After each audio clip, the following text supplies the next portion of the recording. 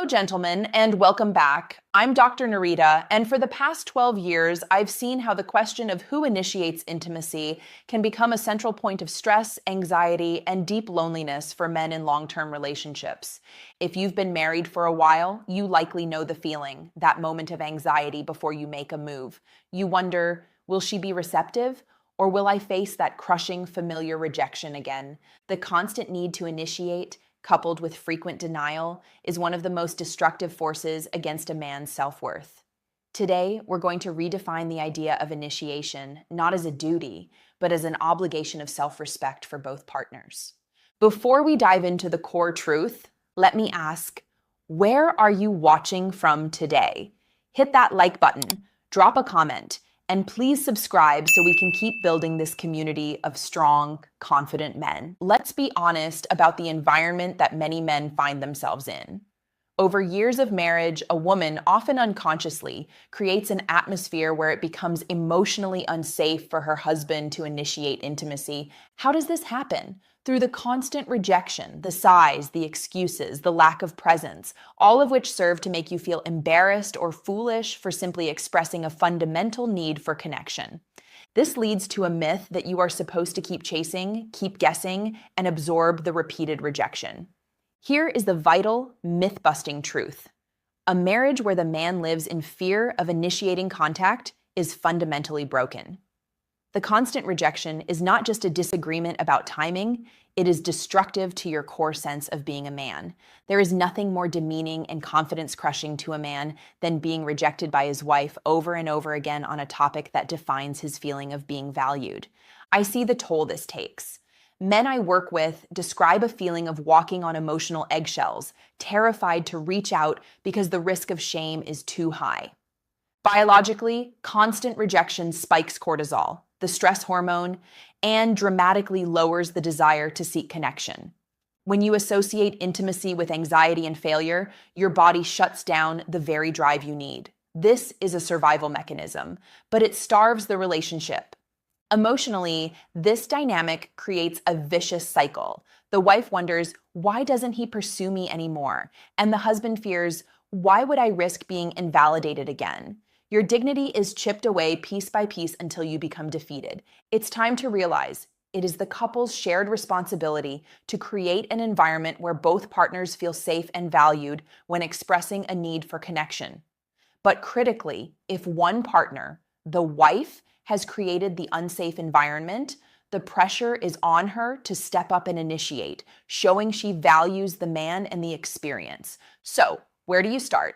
You can't force her to change, but you can change the environment by focusing on your own self-worth and action. Here are 3 habits to restore dignity and confidence around intimacy. Habit 3, practice dignified withdrawal from the chase. Are you allowing yourself to be perpetually rejected, sacrificing your dignity for a small chance of connection? Biologically, when you stop chasing the low-reward behavior, your brain stops associating the act with stress. This gives your body a chance to calm the sympathetic nervous system and actually restore your natural, healthy libido. Emotionally, you communicate that your self-worth is not dependent on her answer. By choosing to gracefully withdraw from the chase, you reclaim your dignity and show that you value yourself too highly to be repeatedly humiliated. Practically, if you initiate and are rejected with a flimsy excuse or a sigh, calmly say, I understand, I'm disappointed, but I respect your boundary. And then for the rest of the evening, focus entirely on yourself, your book, your project, your exercise, and do not bring up the topic again.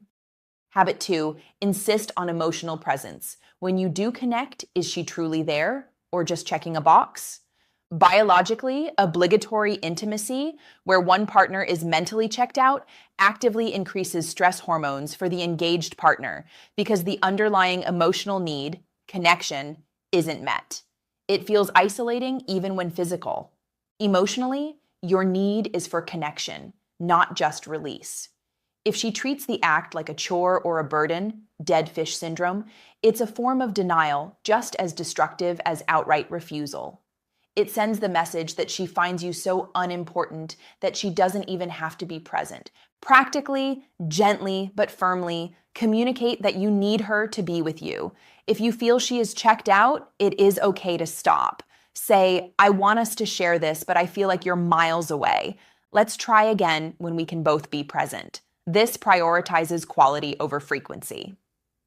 Habit 1. Recognize initiation as self-value. What happens when the woman realizes that initiating intimacy is actually an act of self-care for her?